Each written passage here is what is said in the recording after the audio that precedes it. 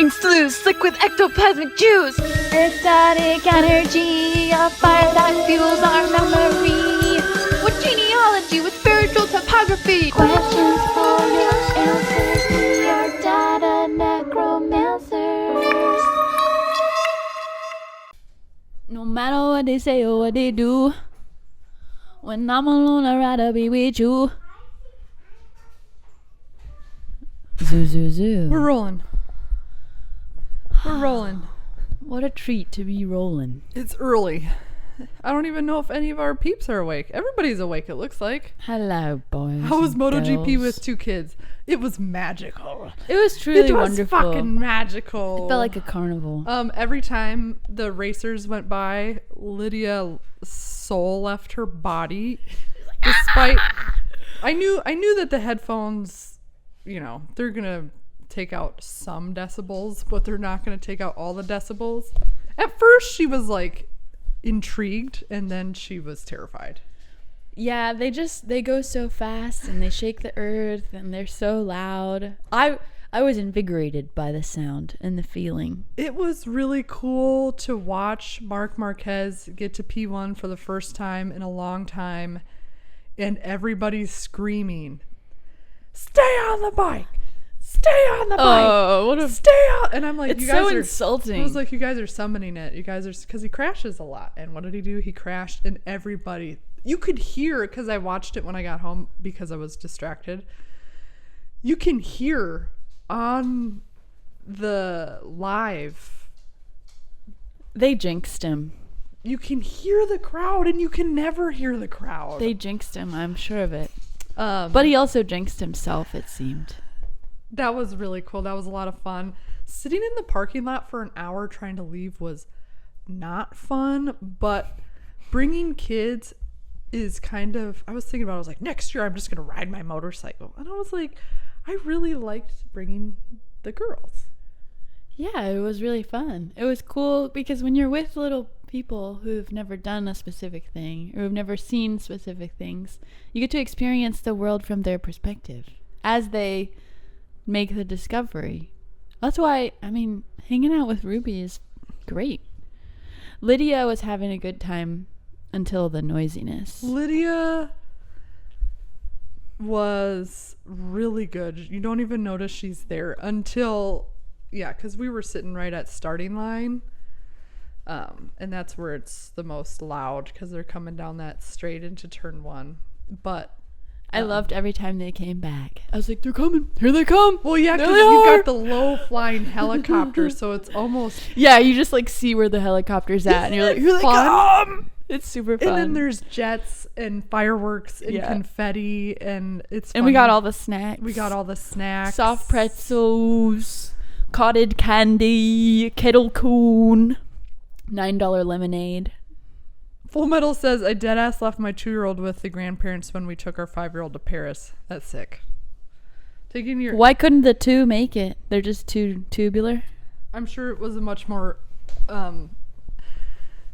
We brought Ruby to Costa Rica when she was 2, and she absolutely hated it. She hated sand. She hated going to the beach. She was a wreck the whole time. Like, you can't really fuck the 2-year-old's vibe up. I love looking at pictures of her from that time. It was the time without you. Oh, shit, yeah. When she was that age, she enjoyed it. Yeah.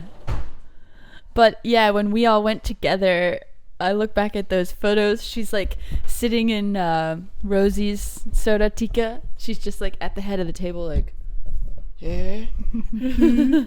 Where's my gallo pinto?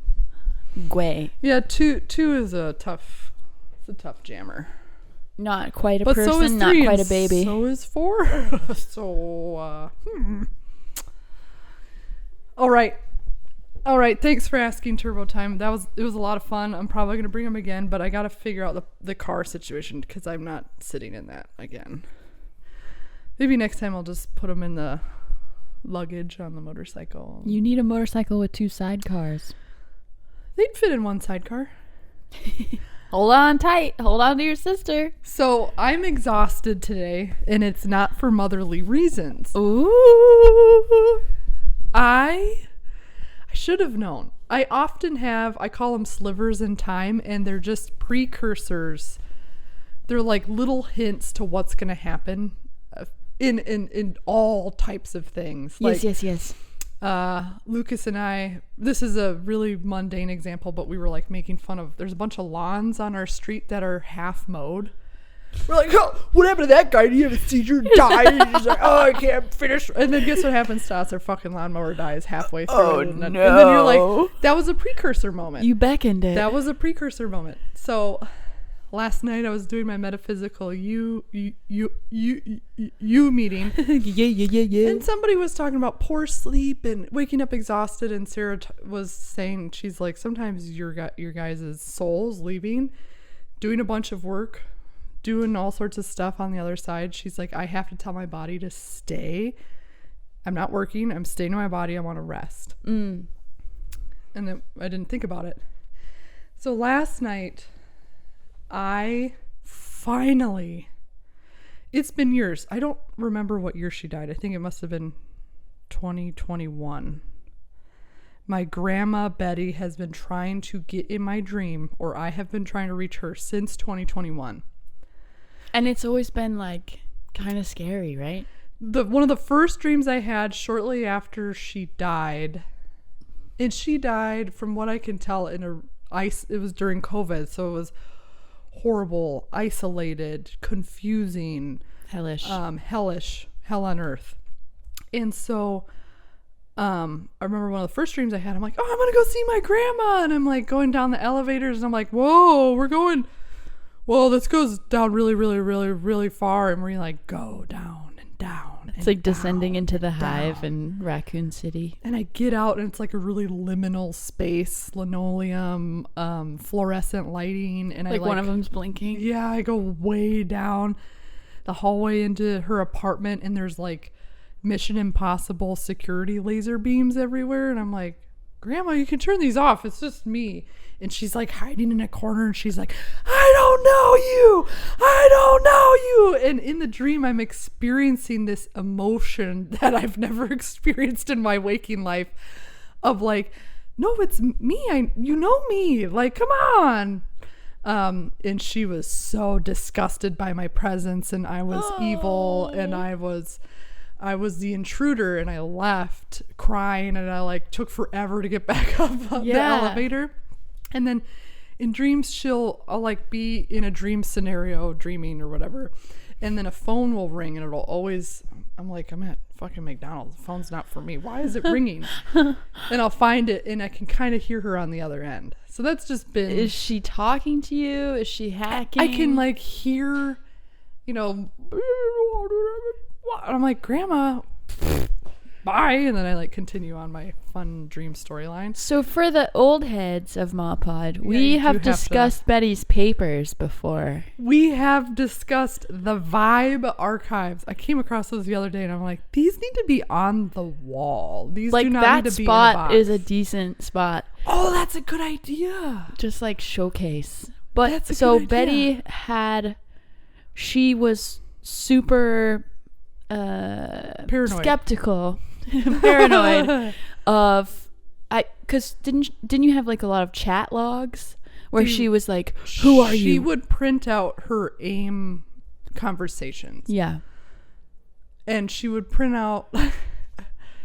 She was looking for patterns. She was looking for stuff that wasn't there, but where she found it was always hilarious. Like there were spam emails. Yeah, and I she want to saw fuck your pussy tonight. significance like, in that. P is the 12th letter. She was calculating with a beautiful mind, like on a chalkboard, all this weird spam shit. It is so good, and it's so scary and she had boxes of printed of all of this just nougaty. Like there's a museum in Baltimore called the Visionary Art Museum, and they have a lot of exhibits by either the mentally disabled, the physically disabled, really, really cool stuff. Yeah, just like a unique perspective that we don't get to experience There very was often. a mom who like fell and hit her head and woke up and became a PhD of calculus the next day. Like, and they had a whole exhibit about her, and I was like, the Vibe Archives. Just because I think it's more funny than it is like beautiful. Yeah. Why is it funny?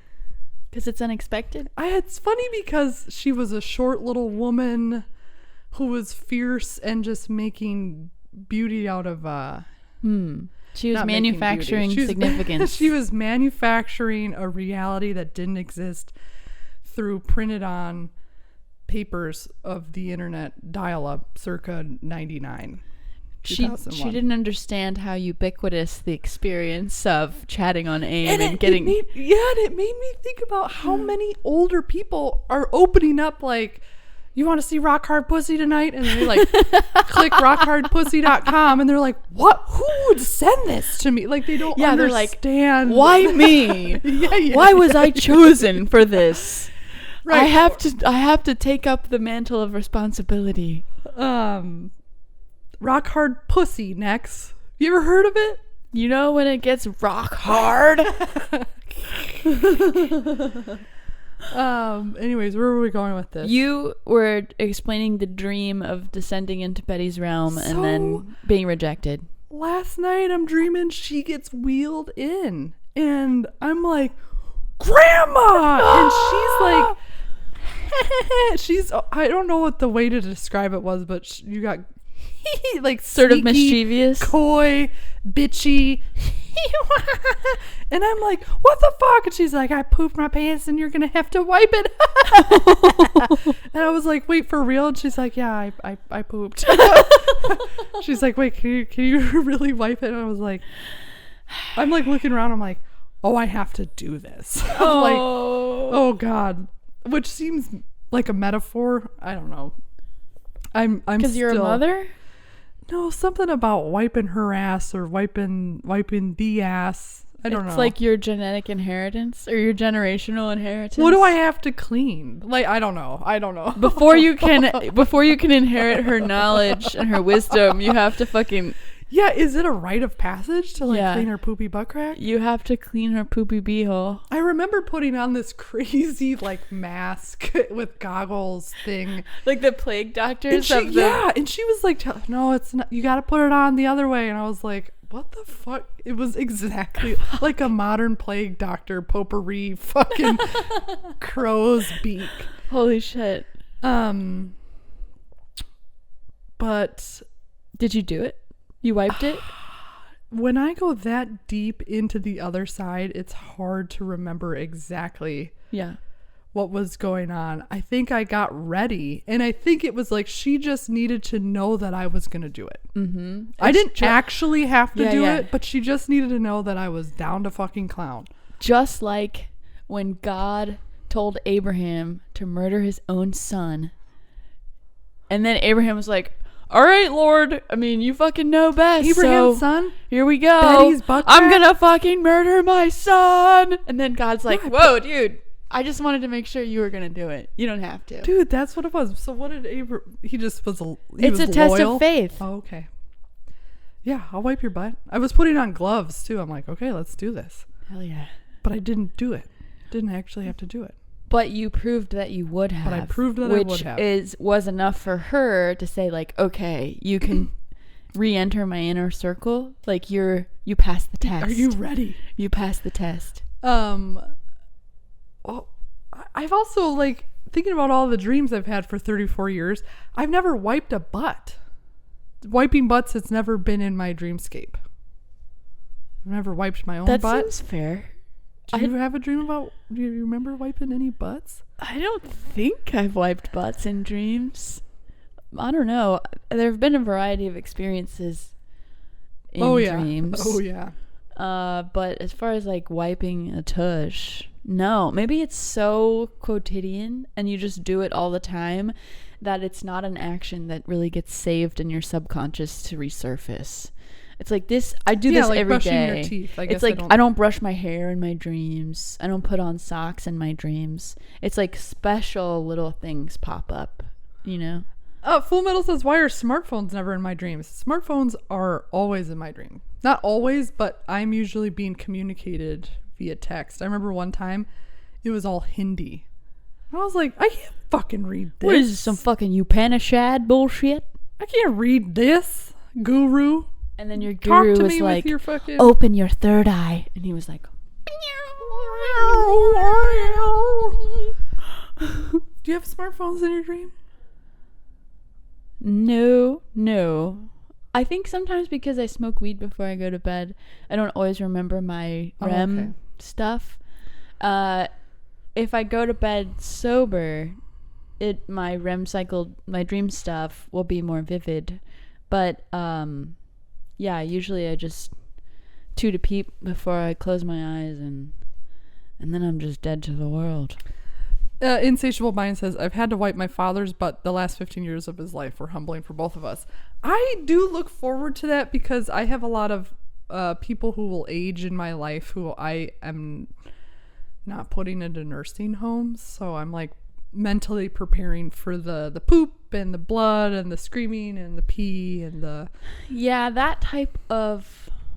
That's like the ultimate sacrifice. That's like, I love you and I will help you maintain this level of dignity. You know, like we can share this burden. It doesn't have to be you in a diaper sitting in poop. Like I will help you. And it's going to be a full-blown life committal, which I totally understand. But I think that they could probably benefit from having a bidet or something. It is Kids 2.0. I just got a bidet because we had our sewage line back up into our fucking front yard. I was... Fun fact, I love weed whacking. I love landscaping. I love mowing the lawn. I love weed whacking. And I thought I came across a dead body because there was strange, what looked like bloated skin and feces everywhere. And I was like... Bloated skin? It was toilet paper. And oh, God. I thought that shit disintegrated as soon as it hit water. Oh, is it like wipes and stuff? Toilet paper does... It turns into like sludge. Spitballs. Poopy spitballs. So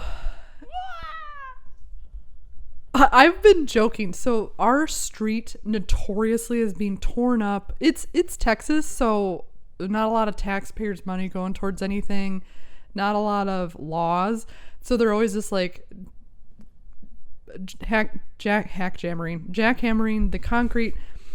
Water's leaking. Water's come out of like concrete seams before, and I've been making a joke. I'm like, it's all the fucking toilet paper Ruby puts in the toilet, all the wipes. And I wonder if there's some truth to that. But anyways, they told us. So I called the city. They came out and they said that tree roots are overtaking our main, our sewage out pipe. Are you going to have to rip the tree out? I don't want to do that. But it will just continue to devour the pipes? Well, I was reading trees' roots follow water pipes because they look for water. That checks out. So maybe put a sprinkler out there and they'll change their path? We have reduced our toilet paper consumption by 95%. By the use of a bidet. Hell yeah. Which is... A bidet is a game changer. I have always wanted one. I tried to use one when I was in Rome, but I couldn't figure out what the fuck I was supposed to do. The one that we got is very easy. It's just one dial. And it's... Hit the button, you get rinsed. You turn the knob and you get rinsed. And you can turn up its intensity or its softness. It hurts. I was like, Lucas, did you turn it all the way up? And he's like, no. And I was like, I did. It hurts. And then, do you have a wet tushy and you drip dry? Or do you pad? I drip dry. Yeah. Because I don't want to put anything in the sewer. And then I was wondering, I was like, I don't know the history of bidets. And I didn't look it up because I brought communist stuff to the table. What? But I was like, of course America's in... I found out the chemicals on... I went deep. The chemicals on toilet paper have been known to cause like anus cancer and why up. Are they on there? Because we're taking a tree and we're trying to make a pulp that is... That will disintegrate in septic tanks or whatever. I don't know. I was just like, of course this in America we just we'll wipe our ass with trees. There's like no other. Well, Big Toilet Paper has been, tamping down efforts for reduced usage of said item because they want to they just want to keep selling their product. They don't want America to become comfortable using bidets. They will spread anti-bidet propaganda in order to It's a game changer. keep their chokehold on us via toilet paper. Full Metal says, can you accidentally bullseye and get sent to the hospital for an accidental enema? No, I think if you opened up your butthole. Open up your butt. because enemas are given when you're like in the prone position. And your So- sphincter is loose. You loosen your sphincter. I don't know, Lucas is given a lot of enemas. We should ask him. But it's like squirting little bottles into babies' butts and stuff to get them to poop. And Yeah. And then don't some people do coffee enemas? I need one right now after visiting Betty. I'm wiping her fucking butt crack. So the Betty dream, she was kind of cheekily welcoming you into her. I cannot believe I saw her. It's been 3 years. Yeah. That's awesome. And I'm glad she's still kicking. She didn't look like she did in human life. She looked a little bit different, like a little bit more decrepit and bloated. I don't know what that means, or if it means anything, or if it doesn't mean. It's up to you to determine. Yeah, I don't know. Have you seen your dad recently? No. What do you think he's on about? The only dead person I've seen in my dreams was my dad. How did he contact you, or did he pop up randomly? Well, I've seen him a handful of times, but the two most memorable times was almost like right after he passed away, and I saw him, and he was like trying to talk to me, but his eyes were all fucked up. Like, that's a thing. His eyes, I don't know how to describe it. They didn't have pupils, they didn't have retinas, but they weren't all whited out. They were just like, my dad's fucked. eyes were like that the first time I saw him too. And it was freaky. And I was like, I'm a little scared. Are you really my dad? And then the follow-up to that was, I want to say like several years after he passed away. And it was so joyful to see him, and my cousin Jason, who had just passed away, was also with him in my dream, and they were eating fucking deviled eggs that I had made, and my dad said he really liked my pants because they were like big bell-bottom corduroy pants, and it was like joyful, and we were laughing and smiling, and I remember waking up from that and just like bursting into joyful tears of like gratitude because I felt like we were together in that moment, and it was such a rapturous, enjoyable moment. And I was just like floating all day after having that experience. What a fucking rad way. Yes. Ooh. The eclipse was on my dad's birthday, which we found out. Yeah. Okay, we found out. So Megan has an Uncle Johnny, and I have an Uncle Johnny. What the fuck? And your Uncle Johnny's birthday is my dad's birthday? Yes. April 8th. April 8th. And then I was like, same I day as wonder the if, eclipse. and then I was like, I wonder if my Uncle Johnny's birthday is the same day as my dad's. As your dad's birthday. And guess we were what, like, oh, that'd be so funny. Me. They're 2 days apart. Right. Well, October 22nd and October 17th. Okay. Right? Yeah. And I feel like that's close enough. That's fucking close enough to be significant. If it was the same day, I would lose my dick. I was laughing so hard when we were texting that back and forth. Wait, when's your dad's? That's my Uncle Johnny. When's your Uncle Johnny? That's my dad's. What? I feel like syncing up like that, like my mom's birthday, my dad's birthday was the same as my cousin's birthday on my mom's side. My mom's birthday is 8/4. My dad's birthday is 4/8. Like there's a whole bunch of Shout out Happy Birthday Pod. I don't know if you guys watch this, but I mean, those dudes, their podcast is based around the concept of birthdays. Although they were diving into the history of abandoned malls, and I was like, I will listen to this shit. Oh, hell yeah.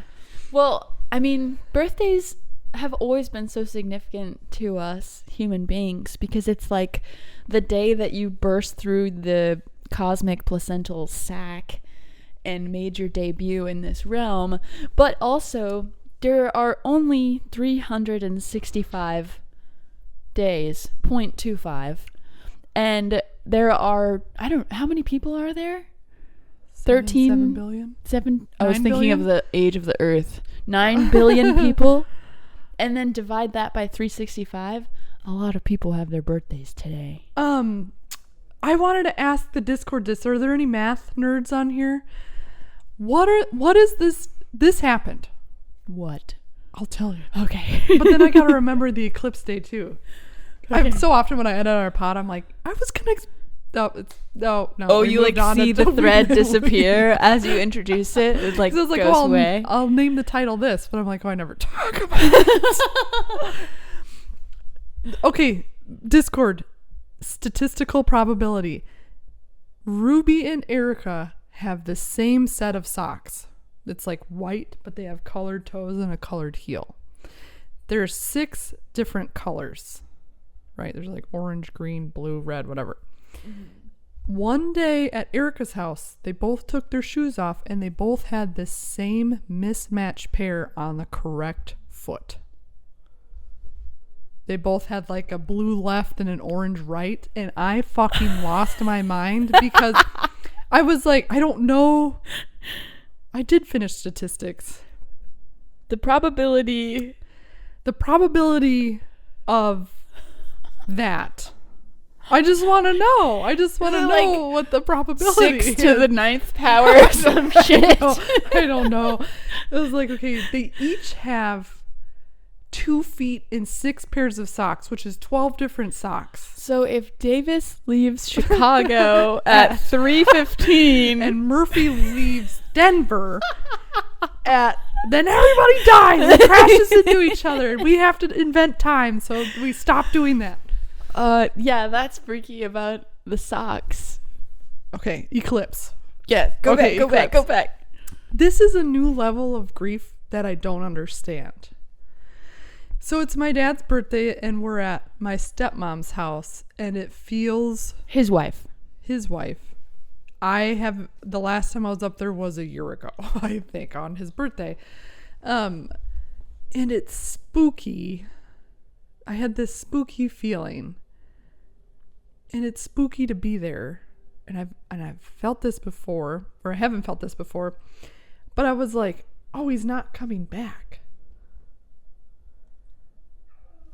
Spiritually, intellectually, emotionally, physically. I was like, what a weird... I was like waiting, or I thought I could revive the dead, or like he's gonna come. There was like this new level of...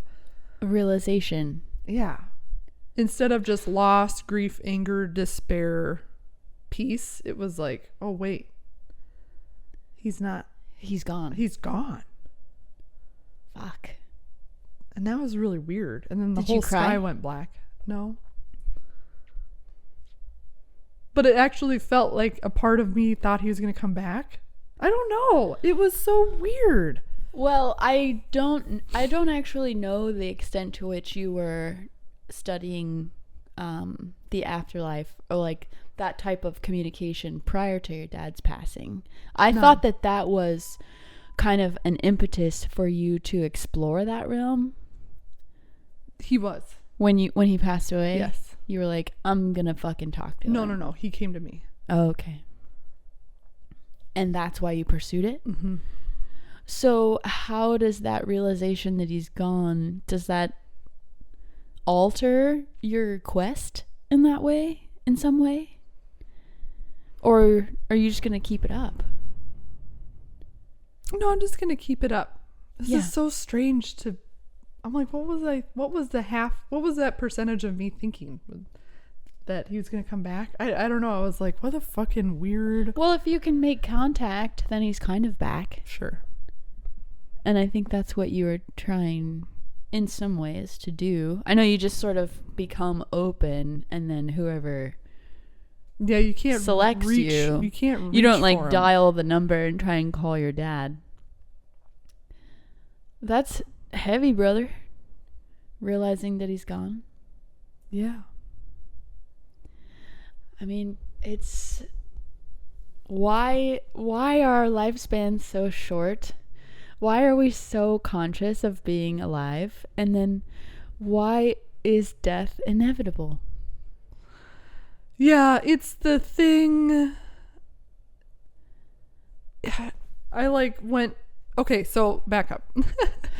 I've been having to do a lot of research for a doodle video, and Doodle on a motorcycle, which led me down the history of Stalin, and he actually killed more people than Hitler. And Mao, probably. No, Mao. It is estimated that Mao killed 45 million people in 5 years. Is that including starvation? Yes. I can't even fathom 45 million people dying. He called it the Great Leap Forward. They were purging intellectuals. That was a huge thing for communists. It's that and stop the forced labor, and there were all these people who worked really hard to have farms and buy pieces of land, and they murdered them because they owned it. To me, it's the ultimate male energy in power. Oh, there was this okay, so also I've decided that Whitney has her dark corner. Welcome to the dark corner. And then we'll play a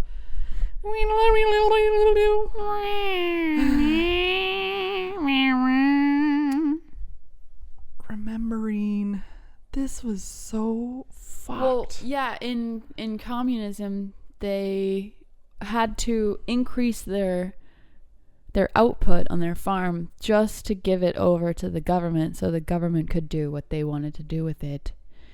And there was no real incentive to be a good, productive farmer because you didn't get to keep what you made.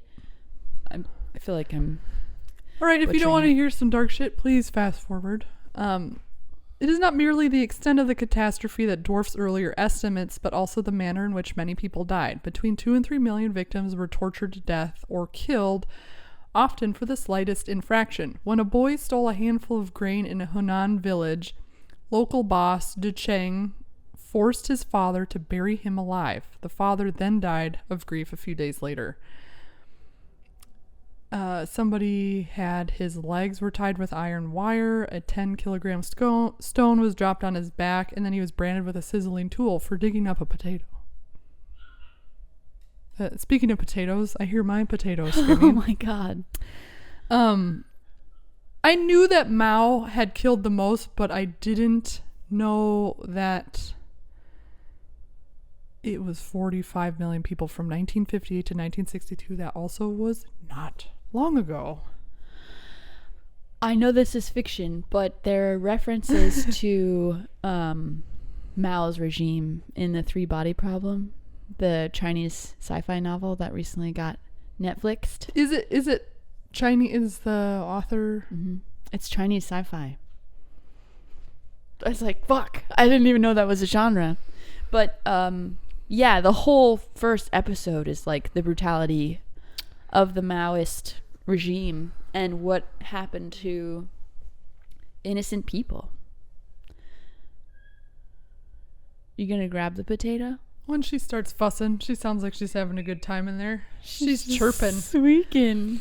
Yeah, and so what do we do with that knowledge of what happened in the early 60s in China?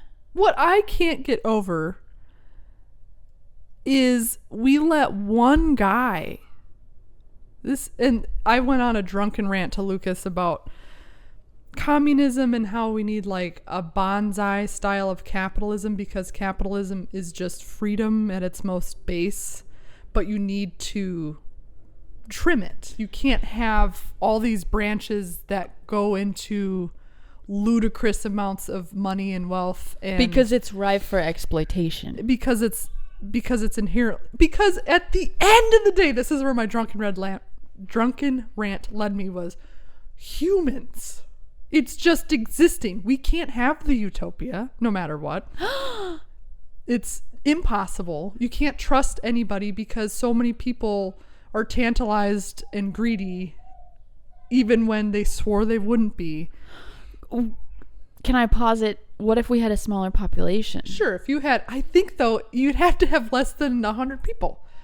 I think if it gets to 500 people, I think you're fucked. I think you're fucked. I don't think people are going to put your best interest in mind because, all right, now the potato is screaming. I have been studying a slightly different topic, but it's sort of related. Can I read one thing? Please. By all means. I can't find a source of this, but Google is not the best tool, and it's in a documentary about the Road of Bones, which is a road that Gulag labor camps were forced to build in Siberia/Russia. And it's estimated that like 250,000 to 1 million people are buried underneath the road because people just dropped and died, and then you trampled. You paved over them. Anyways, it says mercy and compassion are capitalistic prejudices and the belch of abstract humanism. But hatred is the form of love on the transitional stage from capitalism to communism. And you're like, I'm reading that going, this is from a Russian newspaper in the early 30s. I need to define some terms. Abstract humanism, is that where the emphasis is on the individual and their potential? What is hatred is the form of love on the transitional stage from capitalism to communism. Hatred is the form.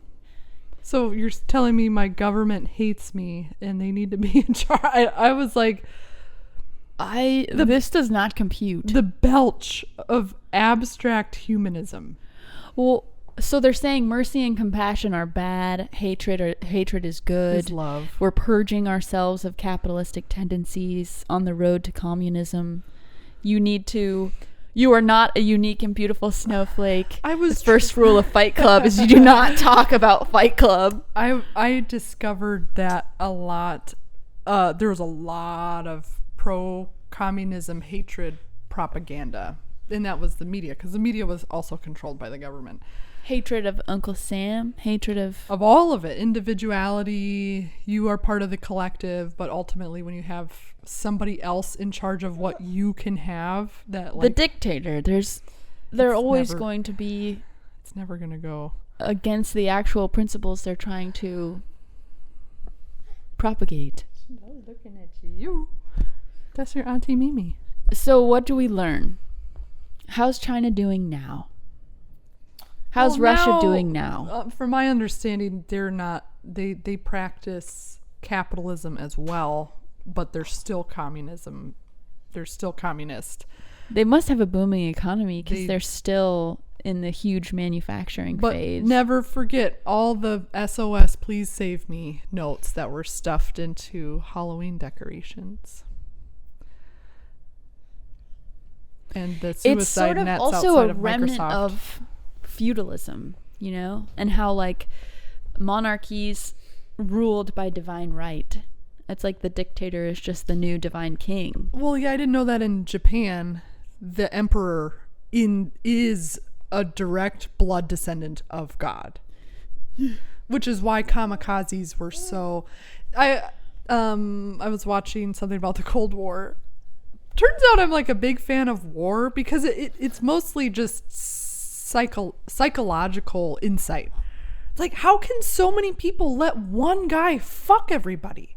What is the tendency do an uprising or to go along with it? Yeah, or because they have guns, but it's like, I'm sure a lot of people died trying to get out. It's demoralizing, deliberately demoralizing, so that they suppress your desire to go against. They suppress the rebellion, basically. It's like they break down all the idea that you're an individual who has inalienable rights or any kind of power. It's like you're part of the group, so sit down, shut up, and do whatever we say. What was your... I'm just like thinking about... You'd have to get so many people on board to try to... but it's just one guy. Well, he's surrounded by other guys. And he and then you have himself to be as far away from possible. You have your diehard followers who will carry out your dogma. And you've killed on the anybody ground. who's had an opinion. You kill anybody who, would speak out against you. When you purge the opposition... 5 million people. I can't Population even fathom. of Austin's 2 million. Yeah, I can't even fathom. How do you culturally go from being like one of the oldest countries, kingdoms on the planet? You know, they invented Taoism, Confucianism. Like, those are deeply respectful, noble... Right, but didn't they chase them out to Tibet and then murder a bunch of monks? They've... That was the Buddhists that they chased out, right? Well, I don't know. Something I'll look in for next time, because I'm like, I don't know the history of Mao or how he came to power or that. But it seemed like it was all the 30s, like that was happening. You know, Russia had Stalin, Germany had Hitler, and Hitler was taking over all of Europe. Well, Stalin followed the Russian Revolution, right? Because they had a monarchy. They had the Tsar. And then they were brutally murdered. So... Right, it almost is like there was a collective... Davis is playing parkour. I don't know how an 80-pound dog does that, but he figures it out. He's such a hero. He is a hero. He looks so good and happy and in charge. He's like, they're talking about me. I can feel it. He's like, thank you, ladies. Thank you. Similarly, dissimilarly, I've been reading a book called Until the End of Time by Brian Greene. So he also wrote The Fabric of the Cosmos and Elegant Universe.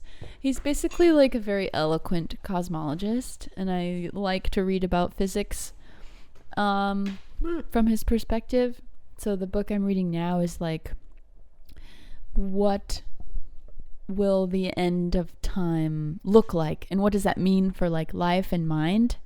And basically I'm only on chapter 2, but we've talked about like entropy and often all the basic principles of the way that matter and energy swirl and compress and disengage and fuse, and like the ingredients of life and things like that. And it's all very basic, and it's so comforting to go into the science of it. And there's no like brutality or carnality. It's just like beautiful, simple mathematics. And it's so it's kind of therapeutic to like read that every morning. It's like, I don't need to look at the news. I just need to study, you know. Please don't look. I know Elizabeth, my therapist, was like, how do you take care of yourself? I'm like, I don't watch the news. I can't. I mean, my life is already so chaotic, and I know how long it takes to protest a war, and so I feel with you there to just dive into the nice soft breeze of the end, right? Well, it's so cool. Like the concept of entropy I knew about like very basically, but I always thought that entropy always increases. Like we're always moving towards a state of higher entropy, which is like disorganization and chaos basically. But what's really cool, and I hadn't really considered, is that life is sort of like decreasing entropy, like life forming and forming like organized structures and like DNA. You're and losing the chaos. Molecules. That's organization, which is lowering entropy.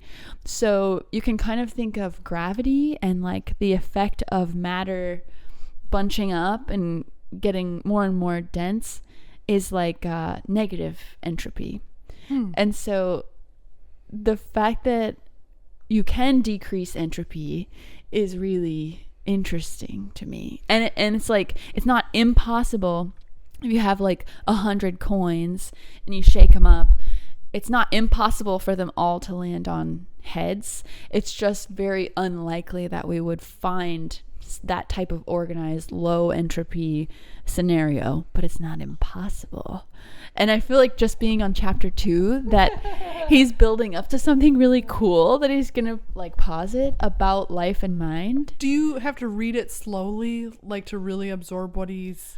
I have to read it specific paragraphs like 4 or 5 times, because I'm like sipping coffee and petting Willow, and then I'll have like a thought, and I'm like, what did I just read? I'm not sure I understood that, so I had to go back and look at it more.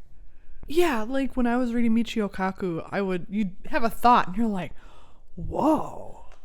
Yeah, and then your imagination takes over. You float away from the book, and you're like, oh, wait, what did I just read about Schrodinger? Or often with physics, you're like, wait, what?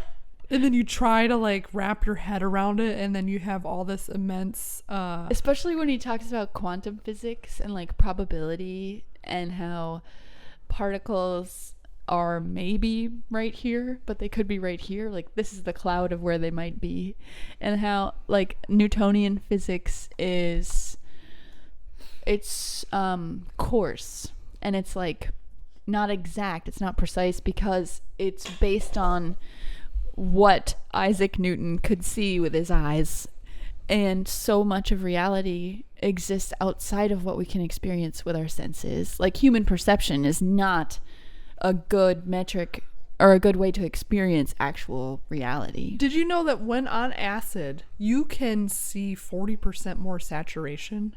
Like more color? Yeah, like I remember being on acid and being like, why is like Lucas's face look really, really red right now? Oh shit! Or you could like see the blood coursing under his skin. I remember seeing my cousin's blood pumping through her veins, and we were staring at it. And we like had a BPM counter because she's a scientist, so we had the BPM counter. We're like, look, you're like, whoa, that's really intense. But because sober, you don't have access to all those, to the full potential of all of your senses, because we would not be able to function. Yeah, exactly. Well, it's cool to think like your eyes and nose and mouth and ears and skin are always taking in way more information than your driver or like your conscious self will allow you to experience. It decides without your permission what is relevant to your current experience, which is why you can see ghosts, which you just practice. There's so much shit out there that we can't access, but I guess if you try, you can sort of grow that muscle, like open up that valve. Yeah, or just stop dismissing your brain. That was nah. Just. But like you said, it's hard to live your life when you it's distracting. Take all that stuff in. It's distracting. Like, how are you supposed to do your job if you are jumpy at every turn, I can't wait for us to make the next big discovery that what will that change. be? I don't know. It's so hard. It's like what was the last one when we figured out planets revolved around the sun and not us? We've made a few discoveries since then. Or when we found out, what was the really, really big one a long time ago? The shape of figuring the out atom planet. Yeah, I don't remember, but I'm ready for the next thing that will blow our fucking, where we'll say something to the equivalent of like, no, we're not the center of the universe. Right. It's not that way. Look, I have proof. Like, I'm so excited for that. Absolutely. And I think maybe like the re-entry of extraterrestrials would be that big. Oh, yeah, baby. Even though yeah, baby. I think, they know that they've can't come been down here and they are out there. I just feel like there's no way they're not out there, but the vast expanses of space really set us apart in time. Well, I think they hide too. They know how fragile. They're like, that's the religion planet, and if we go there, they're gonna nuke us. They are really fucking superstitious and violent. That's the Catholic nuclear warhead boner planet. They're really dangerous, so we should just probably fucking They hide. literally boil each other in oil. But also, whatever their And it's perspective so is, delicious. they're looking into our past. They don't know where we are right now, because if they're far off, the light from our planet doesn't get to them for, 300 or 400 light years. So they're looking at our fucking dinosaur shit, maybe. No, or if it's Men in Black style and they're down here hiding. And Bob. But maybe not as a human, but maybe as like the bees. I remember this bee bees. in Baltimore. This bee, its butt was hovering around my face, and his butt was huge and black, and it was just like, I was like, is there a camera on there? Like, what the fuck are you're facing the wrong way, brother. I wonder if there's some kind of sensory organ in a bee's butt that they use to determine, I don't know, whether they should pollinate something. Maybe he was thinking you were a flower. I've never encountered that in Texas. It was just in Dude, when bugs are hovering in my eye line, I'm like, what the fuck do you want? What are you doing? Dude, the worst is when, how many times have you fought a flying cockroach down here?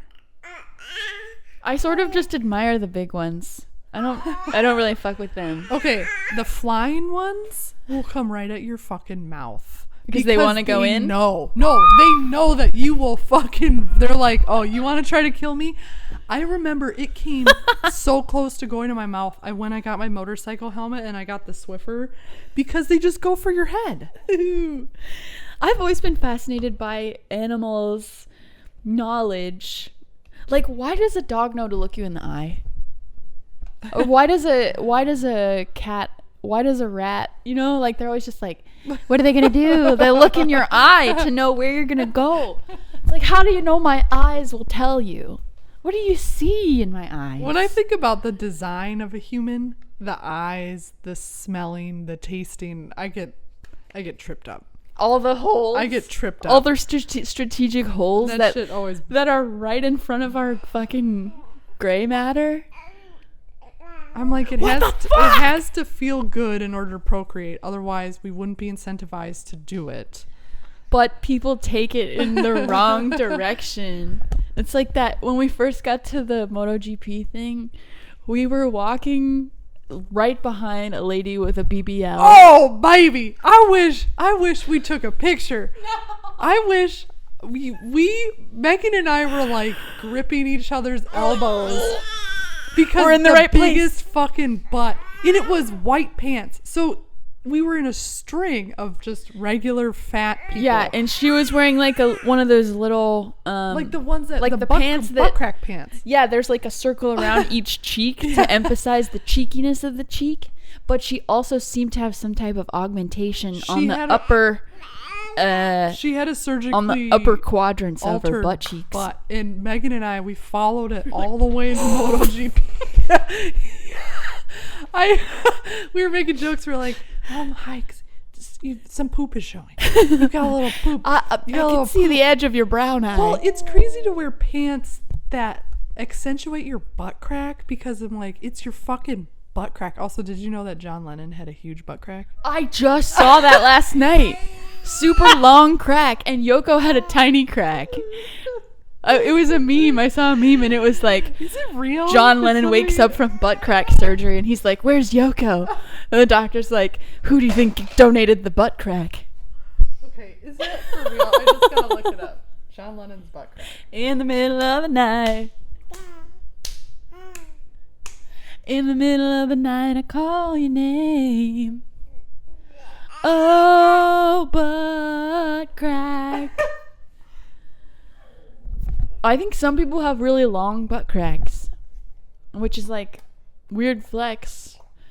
Do you hide stuff in there? And Yoko's is teeny, right? Is like that what? For real? His that looks butt altered. Crack? Have you guys ever seen John Lennon's butt crack? Oh, I haven't. Oh shit. That's weird that we both saw John Lennon's butt crack. I guess our algorithms are not that far off from one another.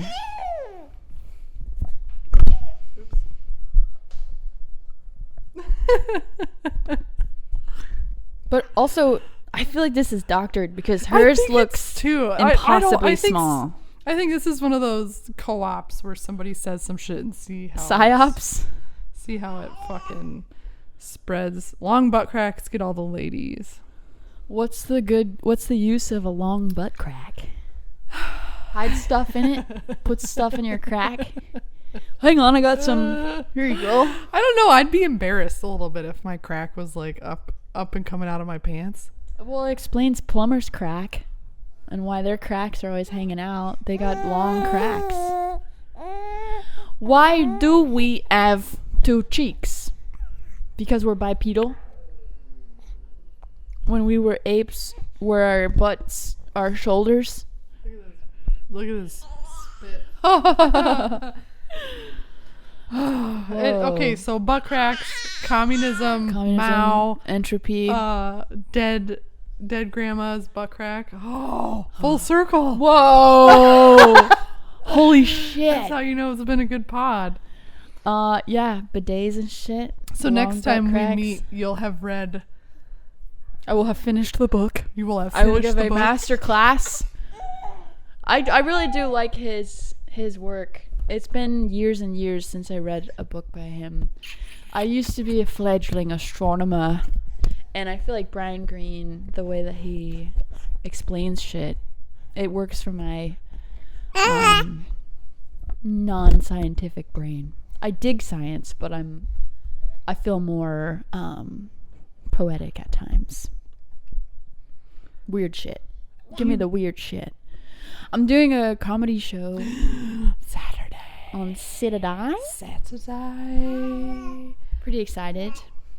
I found some footage from the last one. Sent it to you. I sent it to you. All I've got is John Lennon's butt crack. Oh, shit. Are you excited? Yeah, I'm really excited. Are you doing a different bit? Nope. I'm just gonna beat this bit into the ground until it's second nature. But yeah, I practiced it a lot before last Saturday, and this one I'll practice a bunch on. But I'm also editing because we recorded at the studio for the 420 episode. So today I'm going to edit my tushy off and try and make some. Ooh, we got to come up with Crunchwrap steps of procedure. Oh yeah, Crunchwrap procedure, because Saturday's an action-packed 420. Yeah, it is. I am worried enough to execute it well. You know what I mean? Like, I have a necessary amount of nervousness, but I'm not really nervous about it because it's food and we know how to cook food. You've done so many freaking classes. Look, it's a Thompson. Oh, there it is. You got it. Thanks for joining us, everybody. Next, we'll have a whole story of how you look so tan. Look at how tan you look. I do be going outside and doing shooty hoops. Next time we'll tell the story of our Crunchwrap class. It is the pre-Crunchwrap timeline as of right now that we will watch after. No, I'm just kidding. I always love watching us predict stuff when I edit the pod because it's usually like 6 weeks behind. You got foreknowledge once it actually goes out. Yeah, because you just released, what, 71, 72? 71. Yeah. That was before I had bangs. That was before she had fucking bangs, brother. All right. Be blessed. Be kind. And be excellent to one another. Thanks, everybody. Have a good day. I need to eat something. She need to eat something.